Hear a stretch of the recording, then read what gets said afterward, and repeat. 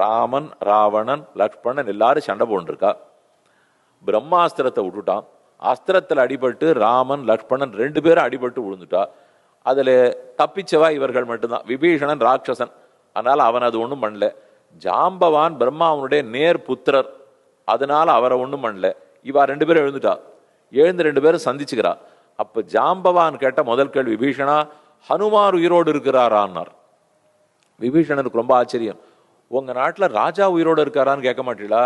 சுக்ரீவனை கேட்கல, ராமனை கேட்கல, ஹனுமாரை கேட்கிறீர். அவர் இருந்தா தான் அவர்கள் இருப்பா, இவர் இல்லைன்னா அவர்களுக்கும் உயிர் இருக்காது. ஏன்னு கேட்க பிராணவாயு இல்லையா? முக்கிய பிராண தேவதையா இவர் இருந்தால்தான் அடுத்தம் வாழ முடியும்.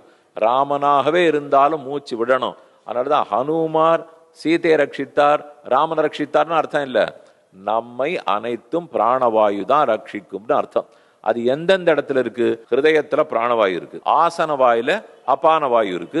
ஆசன வாயிலிருந்து அபான வாயு கீழ் நோக்கி போகும், ஹிருதயத்திலேருந்து பிராணவாயு மேல் நோக்கி போகும். நாபி மண்டலம்ங்கிறதா நம்மளுடைய கொப்புள். நாபி மண்டலத்துல சமான வாயு இருக்கும். உதானம்ங்கிற வாயு கழுத்துல இருக்கும். தலையிலேருந்து கால் வரைக்கும் வியான வாயு எல்லா இடத்துலயும் இருக்கும். ரத்தத்தை எடுத்துன்னு போறது, சாப்பிட்ட பொருளை ஜீரணிச்சு உள்ள எடுத்துன்னு போறதுக்கு, அழுக்க போக்குறதுக்காக ஜாட்டராக்னின்னு ஒரு நெருப்பு நம்ம வயத்துக்குள்ள இருக்கு. இதை மட்டும் நன்னா தெரிஞ்சுங்க. கண்ணன் ஏன் இதை கர்மயோகத்துல சேர்க்கிறார்?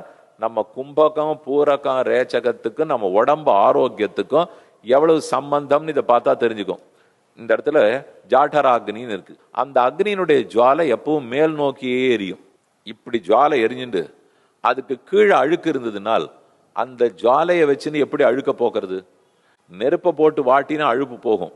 ஆனா அந்த நெருப்பை தலைகீழ திருப்பணும் இல்லையா? திருப்பினா ஜுவாலை கீழ் நோக்கி எரியும். கீழ் நோக்கி எரிஞ்சதுன்னா அழுக்க போக்கி விடலாம்.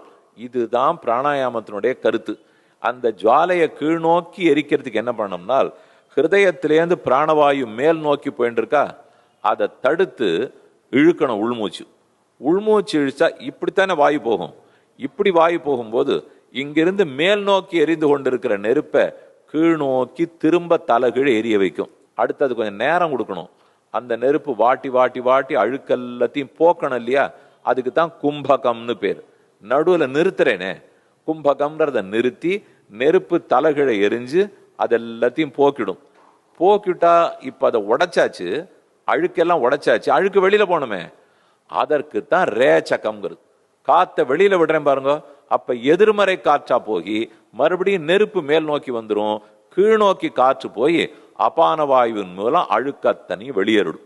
இந்த 3ஐயும் பண்றதை தான் 3 யோகமா சொல்றார் கண்ணன்.